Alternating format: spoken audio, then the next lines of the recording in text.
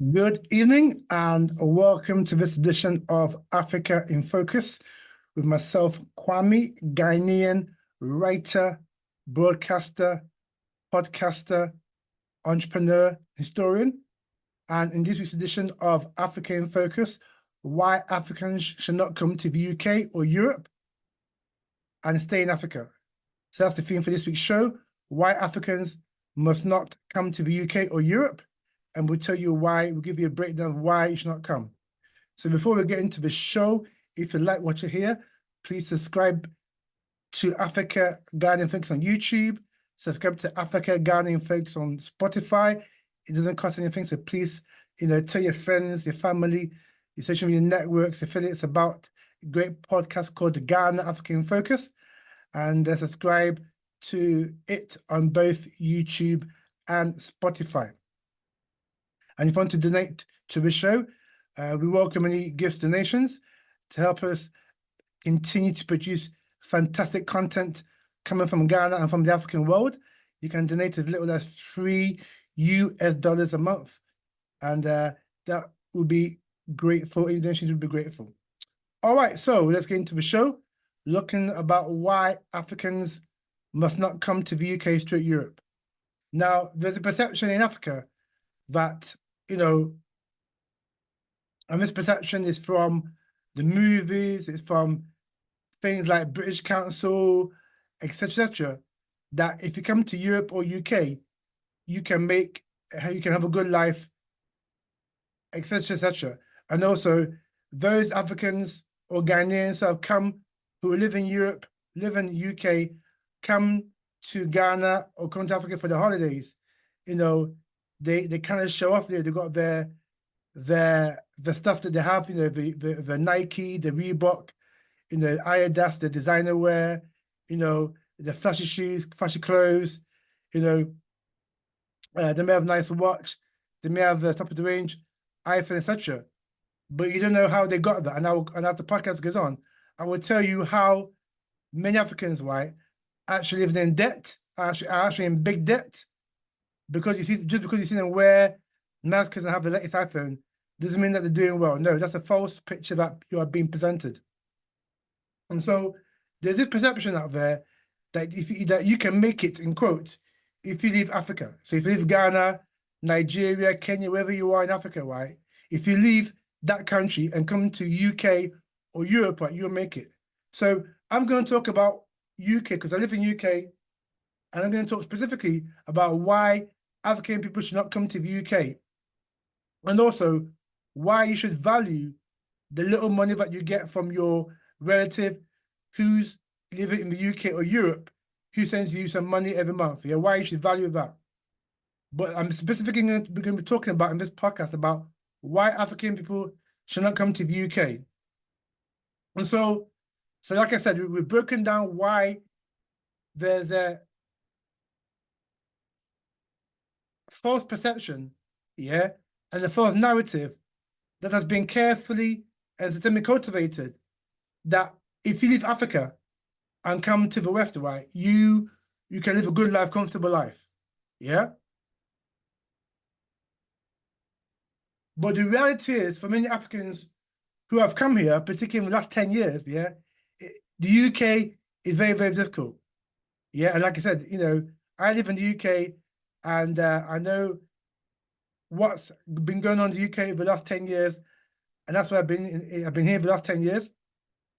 And so we can tell you what life is really like in the UK, and even, UK is not too bad, but Europe, for African people, Portugal, Spain, France, Germany, the Netherlands, Belgium, you think it's bad in the UK, it's even worse in the European Union, because in Europe, right, and there's a report way back in about 2008, 2009, that was commissioned. I think it was even another one, 2016, 2017, that was commissioned by the European Union itself, called Being Black in Europe, And that report highlighted the life experiences of African people living in the European Union, So in places like Finland, the Netherlands, Sweden, Germany, Belgium, France, Portugal, Italy, they studied the lives of Africans living in the European Union, right? And found that mass discrimination, yeah, many of these Africans who have got PhDs who didn't get decent jobs, they live in poor housing and poor areas of those countries, yeah. And more importantly, why they didn't really live a good life because the money that they earned was of the lower rung in the society that they couldn't even save, money for it and take them to their family. Yeah. So they live in Europe. And because of this, right, many Africans have left Europe, right, and have gone to either UK or America. But let me talk about the UK. The many Ghanaians in Ghana, living in Ghana, many Africans living across the continent, they got these things about the UK because they watch Premiership football, they watch they got this thing about London, the hype about London and Buckingham Palace and what have you, right? They think that the UK is a land of milk and honey.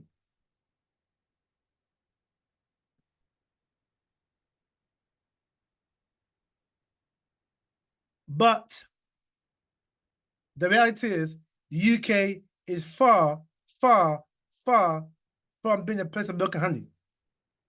Yeah. And we have to talk truth because a lot of Africans, right, they go on holiday and show off, right, and then tell their people, their family or their friends back home, right, how difficult it is in the UK. But life in the UK now, in 2024, isn't like it was even 2004, 20 years ago. Because since 2004, you've had the global financial crisis, that's hit the UK. You've also had Brexit, that has hit the UK very, very hard, that people don't really want to talk about. You've also had the afterflow of the Russia-Ukraine war. That is why in the UK, energy prices are at the highest in the European Union. And also, you've had the after effects also, right, of Liz Truss's disastrous mini budget. If you don't know who Liz Truss is, right, she was Prime Minister of the UK for a mere 45 days between September and October 2022. And her mini budget crashed, literally crashed the UK economy, yeah? And overnight, interest rates went up. So if you had a mortgage on your house, on your property, you were instantly hit with that. And given all these things, right, from the global financial crisis of 2008 through to Brexit, through to this just a mini budget, that has made life in the UK very, very hard for people indeed. Lots of people are struggling in the UK. Many don't care whether you're Asian, African, white, Caucasian, Arab. There are many people struggling in the UK. So, for example, 20 years ago, right, there was no such thing as food bank. Yeah. 20 years on, yeah, 2025, there's a food bank in every city, every town in this country. And for those of you who don't know what a food bank is a place where people who cannot afford to buy food, because food is getting expensive in the UK, go to these food banks and get more or less tin food, rice, pasta, from these places, and take them to their family so that they can have, a meal. Because there are many people in this country, in the UK, who are not eating 3 meals a day. Even school children now, right? Most school children, particularly those from working class background in the UK, they get their best meal, their breakfast at school. Now there's all these because of child poverty in this country. Yeah, believe it or not, there is child poverty in the UK. That's something that you don't hear in African media, in Ghanaian media. Yes, there's child poverty in the UK to the extent that now many schools in the UK, England, Scotland, Northern Ireland, Wales, right? Many schools are offering children breakfast club, whereby children go to school and get breakfast, hot breakfast, because many of the parents can't afford to feed them breakfast.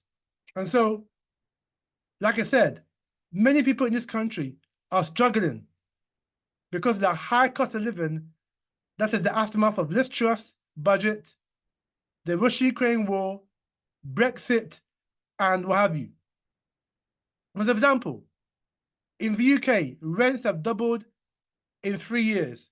So in 2020, a decent 2-bedroom council house. We're not talking about London, because London is just crazy prices. I'll come into London, in a minute. But outside of London, you could get a decent 2-bedroom council house for maybe 400 a month. 400 a month, yeah. In Leeds, in Nottingham, Derbyshire, the Midlands, Manchester, and this is about 5-6 years ago. Yeah, before COVID. Rent were pretty decent in this country. Yeah. And rent is your biggest outlayer. And I'll come into that in a minute. But now, just a mere 5 days later, that same property, that 2-bedroom property up north, that was going for £400, that now is going to at least £800, £900 a month. So it's doubled in less than 5 years. That's what I'm saying. Rents in UK have doubled in less than 5 years. And in London, it's ridiculous. You can't get a 1-bedroom flat. And this is even in South London. We're talking Peckham, Camberwell, Lewisham, Clapham, Streatham, Crystal Palace. These are the poor areas of London. I'm not talking Hendon. I'm not talking Golders Green in North London. I'm not talking Acton or Fulham or Chelsea in West London. I'm not talking about even Bethnal Green or Hackney in East London. I'm talking about South London. South London is basically one of the poorest boroughs in London. Yeah, even in those boroughs, South London, right? You can get a 1-bedroom flat for 1,600 a month. Check it, 1,600 a month. So just imagine in London, if you're earning, let's say you're earning in London, because London pay is not too bad, but even still, it's not comparable with the cost of living in London.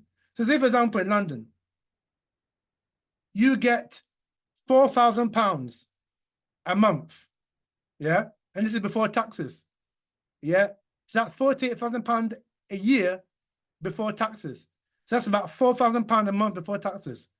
So after tax, you're probably going to get about 2.8. Yeah, about 2.8. 2.8. So that 2.8, 1,600 of that 2.8 is going to go on your rent. And that's for 1-bedroom flat. I'm not talking about 2-bedroom house. I'm not talking about 3-bedroom house. I'm talking about a 1-bedroom flat in, Peckham, Camberwell, South London, Streatham, them areas. Yeah, 1,600 quid a month for a 1-bedroom flat, and you're earning £2,800 a month after tax. So that's half. That's more than half your money, your income on rent.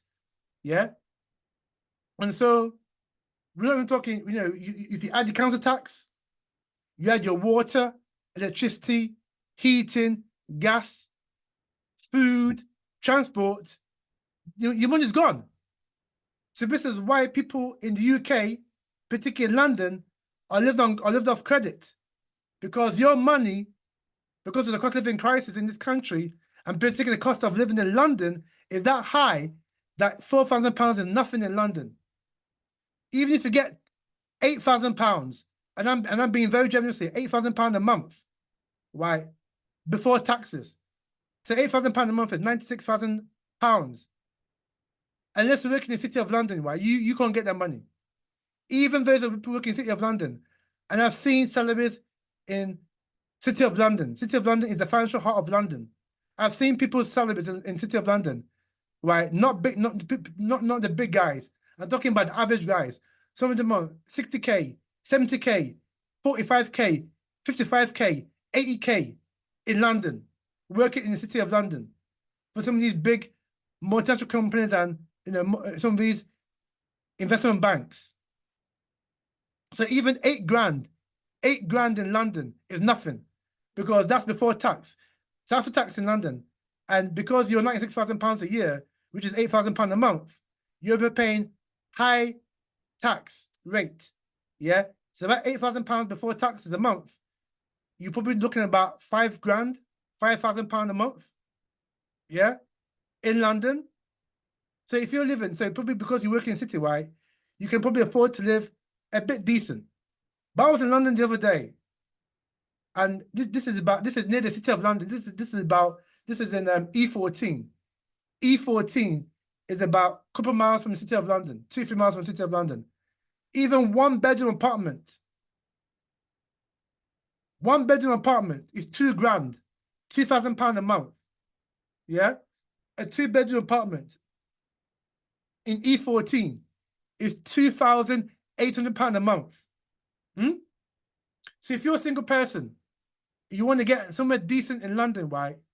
And I mean decent. I'm not talking about 1-bedroom, back street, like I said, in Peckham, with all due respect to Peckham, Camberwell, Brixton, them areas, right? The kind of ghetto areas, yeah? Streatham, Clapham, Crystal Palace, yeah? With all due respect, they're not the greatest areas of London. So if you after tax, you're on 6K a month, 5K a month, it's nothing in London because rent alone will take up to half your money. Rent alone. And then, like I said, factor in council tax, electricity, heating, gas, water. Yeah, you may have a phone contract. Yeah, because there's no phone lines anymore in this country. Everyone's on a mobile contract. Yeah, oh my gosh, transport in London is very expensive. I was in London the other day, right? Went out for a day's trip, right? And I took the underground, the tube, all up because it's very, very convenient to go across London. If you want to go across London, don't go on bus. You should go on a tube. I paid £13 just for that day. £13 just to go use a tube between North London, South London, East London, and Central London. £13 for that day. So if you're living in London, you're working in London, right? Say, for example, you live, I don't know, let's say you live in North London or East London, and you work in Central London, West London. You got to take the tube because that's the quickest way to get from north to south. You're paying £13 a day to use the underground network. That is £65 a week.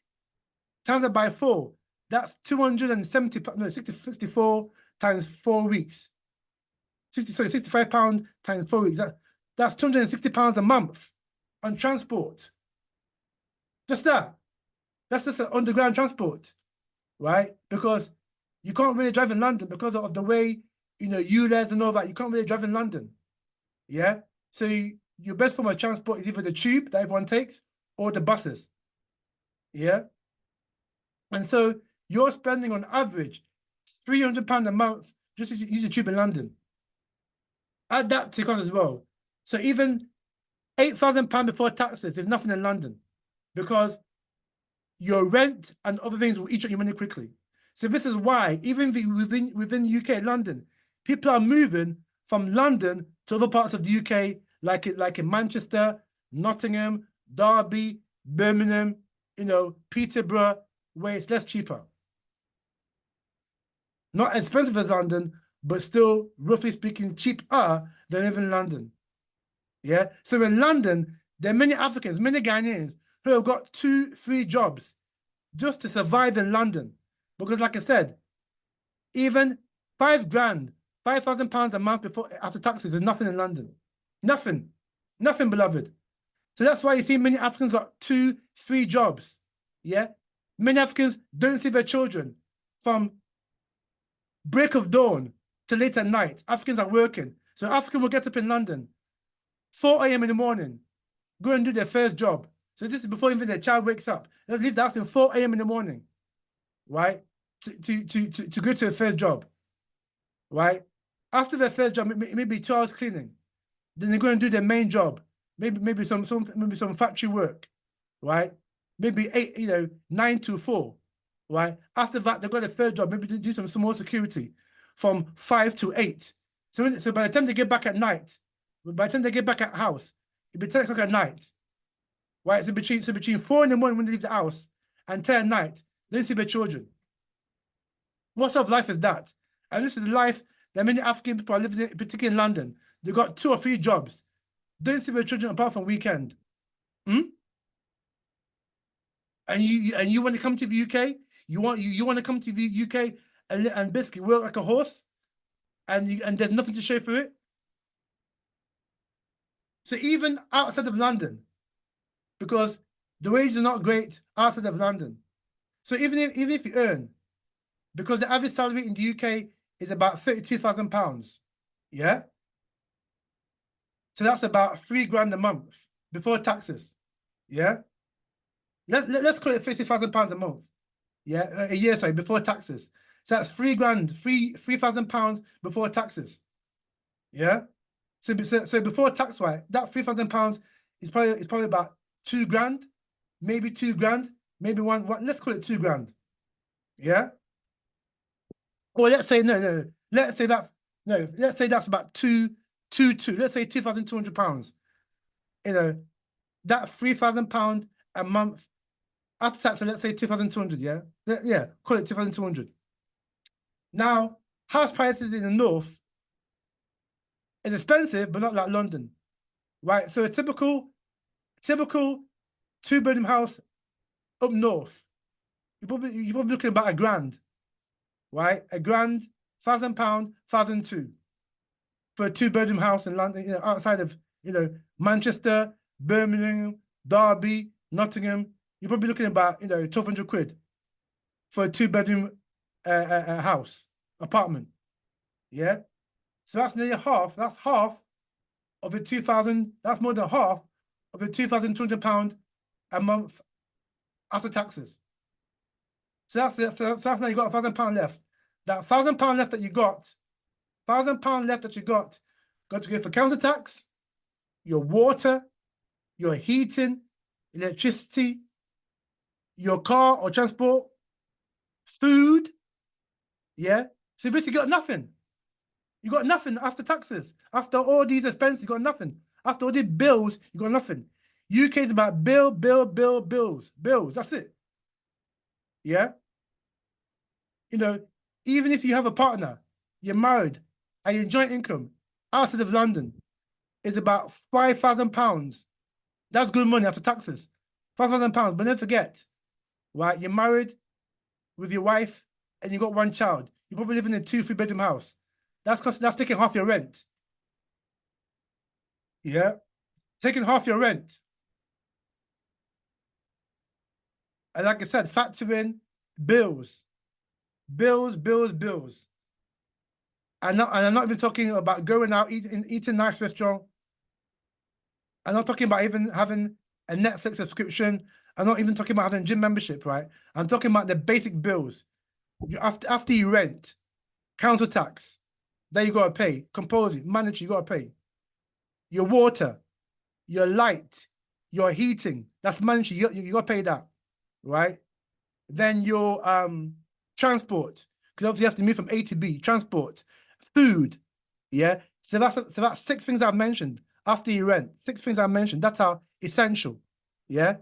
And at the end of the month, it lives very, very little, if any, which is why in the UK, and this is what many people in Ghana and Africa are not aware of, many people in the UK borrow money. That's a trap. That's the debt trap that you're not taught about in Ghana or Africa, the debt trap that is in the UK, because the money that you get is not enough.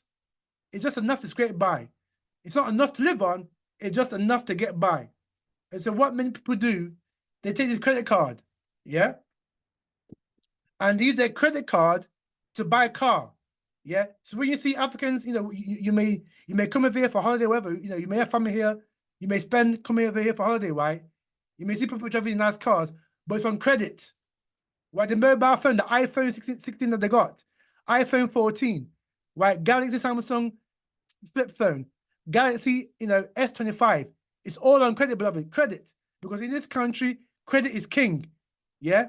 So even the clothes that they wear, the designer clothes that they wear, it's all on credit card. And at the end of the month, they've got to pay the interest on that credit card. Yeah, which sometimes can be even more, right, than getting a mortgage. Yeah, because I used to work in a payday loan, because that's another thing in the UK, a payday loan. I used to work for one of these companies, right? And the interest rates interest rates on a payday loan is phenomenal. We're talking about double figures for a payday loan or a credit card. So in the UK, believe it or not, many people are in debt. They're swimming in debt because the UK, the national debt alone of the UK is more than £4 trillion. I want to say that again. Yes, you heard me.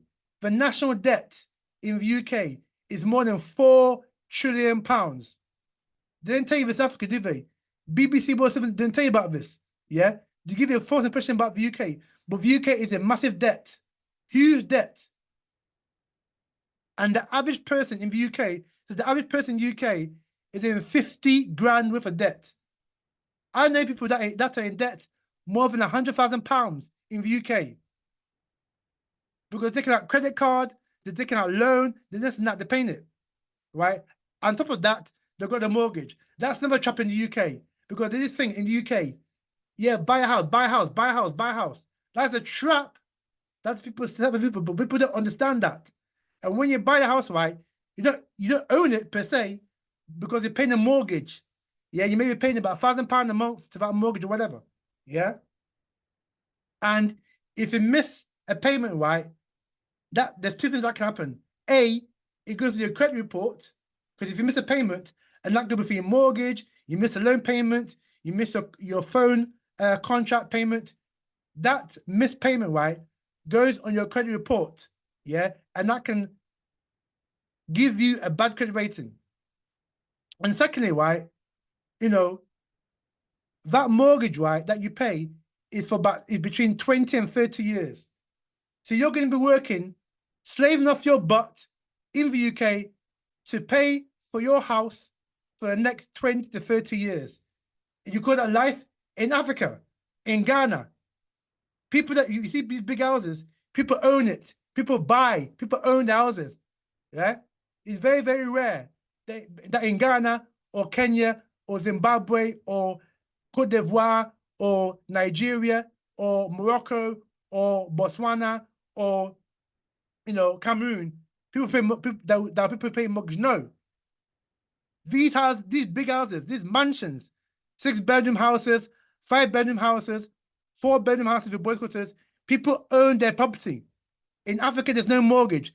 I know they're trying to introduce it right now in places like Ghana, Nigeria, Kenya, etc., trying to introduce it, right? But it's still very few and far between. People in Africa own their houses. In Africa, you see a person riding a nice car. He owns that car. He or she owns that car. Yeah, you're not paying car finance. You're not paying APR like in the UK or Europe. They actually own their car. So Africans, don't bother coming to UK, right? Because UK is hard. UK is not like it was 30 years ago, 25 years ago. Yeah, whereby the cost of living was okay. Yeah. Life in UK is very, very difficult. In fact, I know for a fact that many Africans have left the UK because they could not, afford to live in UK. So they've gone back to Ghana or Nigeria or Zimbabwe or Kenya, where they came from.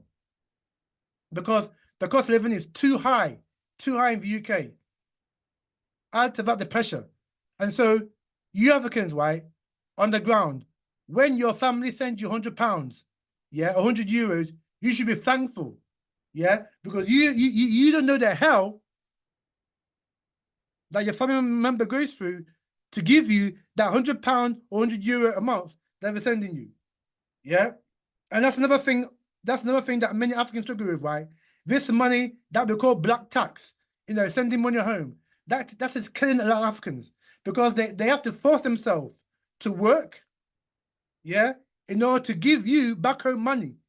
And when you get that money, you don't appreciate that money. I know that money is spent for school fees and what have you, right? But that money that you get, you should appreciate it because you don't know what your brother, your sister, your auntie, whatever is going through, right? In the UK, in Europe, to get that $100 or £100 for you. Yeah, they're going through hell. They have to wake up, like I said, they have to wake up, particularly if in London, 3 jobs in London. They wake up in the morning, in the cold, walking through the cold, right, to get transport, to go to work, yeah, doing their first job. They have to do their second and third job just to give you back home £100 a month or £200 a month, and you don't appreciate it, fire burn you, you Africans, you Ghanaians who don't appreciate the fact that your family member gives you £200 a month, because you're being very wicked, because you don't know what they go through in the UK in order to give you that money. In actual fact, many Africans are bankrupt, are bankrupt because they're sending you money back home every month. They can't afford it, but because some of you are cursed, oh, he's going to UK, oh, he's living good. Yeah, you're not living good. Your relative, yeah, like I said, is struggling in the UK because they live on credit. Most Africans, why, are living on credit because their money, their salary is nothing. Particularly if they live in London, is nothing, beloved, nothing. So they have to get credit card in order to supplement the income that they're getting. But mind you, at the end of the month, they're going to pay the interest on the credit that they took out, which can be very, very high as well. And so do not get it twisted, family in Africa, that your cousin or your relative in the UK is doing well. No. Yes, there are exceptions, but there are very, very few Africans who are doing very, very well. Yeah. And mind you, yeah, if you come as a student on a student visa, that's nothing that they didn't tell you in Africa, right? You got to pay about £4,000 this visa application, yeah, to get that student visa. And when you get a student visa, you can only work 20 hours. Yeah, so you can't work full time. You can only work 20 hours as a student in the UK. Yeah, and if not getting money to supplement your stay, how are you going to survive in the UK as a student? Because I know many students, right, in UK where I am, that they've actually left UK, gone back to Africa because they couldn't afford to study in the UK. Because it's not easy. Because even as a student, you got to pay your rent. Because hell, rental, like I said, rental will kill you. Yeah, and you're only allowed to work 20 hours a week. How the hell are you going to survive working 20 hours a week? Yeah, and then you got all these bills to pay. It's not easy. Not easy. Live in UK. Yeah, and like I said, Africans that come home for holiday, they tell you lie, because what they don't tell you is that you see them with the latest iPhone, you see them with designer wear, you see them with all this, iPad, laptop of you, right? They're paying on credit. And even to get credit in the UK is not easy, because if you've got a bad credit history, it's very, very high unlikely for you to get credit from any other, to get a credit card or to get a loan, even let alone even get a mortgage. If you've got bad credit, forget getting a mortgage. Yeah. So, we're gonna make it plain today. We have to say it like it is. Because I know a lot of YouTubers and a lot of Africans who go home for Christmas think, they tell you lies that UK, Europe is great. No, we're here to tell you the truth. We're not going to sugarcoat nothing, beloved. You can take it or leave it alone. I live in the UK and I see what's going on in the UK. UK is finished. Finished, beloved. Brexit, Russia-Ukraine war, Liz Truss mini budget have destroyed the UK. UK is not what it was 25, 30 years ago. So in closing, Africans, please stay in Africa. There's nothing for you in the UK. Nothing for you in the UK. If you're lucky enough to get into the UK, you're going to find it difficult to get a job, because they're shutting down left, right, and center. People have been laid off left, right, and center. And now because of new technology like AI, you don't want you. And add to that, the political climate in the UK and Europe, or the rise of populist parties, like in England, like in UK, you've got Reform. Yeah, so in France, you've got Le Pen, Le Front National. In Italy, you got Giorgia Meloni, who's a populist far-right politician. He's actually Prime Minister of Italy. Spain, Portugal, you got far-right parties. In the Netherlands, I think they had the far-right party on the, Geert. I think they resigned recently. Yeah, because of this route of immigration. So immigration is a big hot potato in Europe and the UK. Yeah, you're not wanted. Don't want Africans in the UK. Yeah. 2, The cost of living in the UK is very, very high, particularly in London. You're looking to come, yeah, you need to work, particularly in London, free job, just to survive. Yeah. And so appreciate what you got in Africa, because you don't know.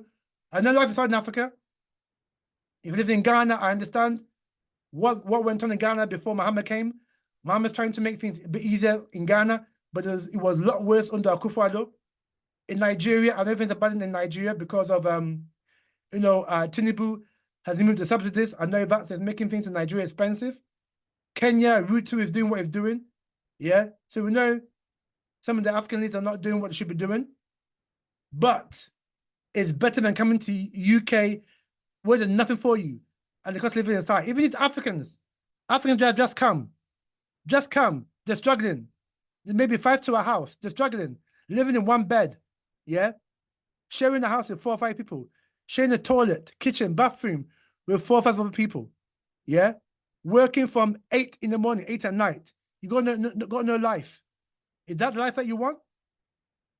So I hope that you've found this edition of Africa in Focus very, very informative and, thought-provoking, because we're not going to sugarcoat nothing for you. We'll tell our kids the truth. And we want you to understand that living in the UK is not easy at all. It's very, very difficult because of the things I mentioned in the podcast.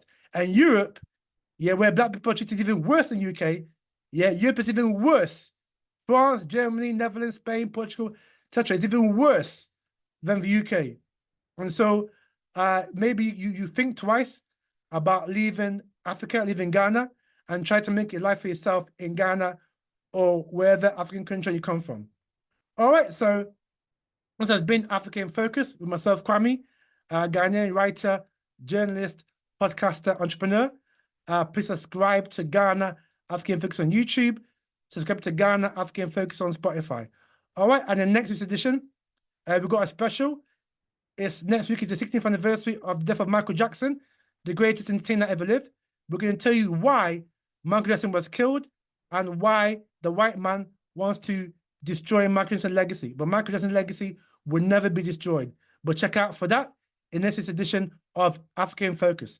And so for myself, Kwame, and from all the crew here on Africa in Focus, thank you very much for listening. And we'll see you in the next edition of Africa in Focus.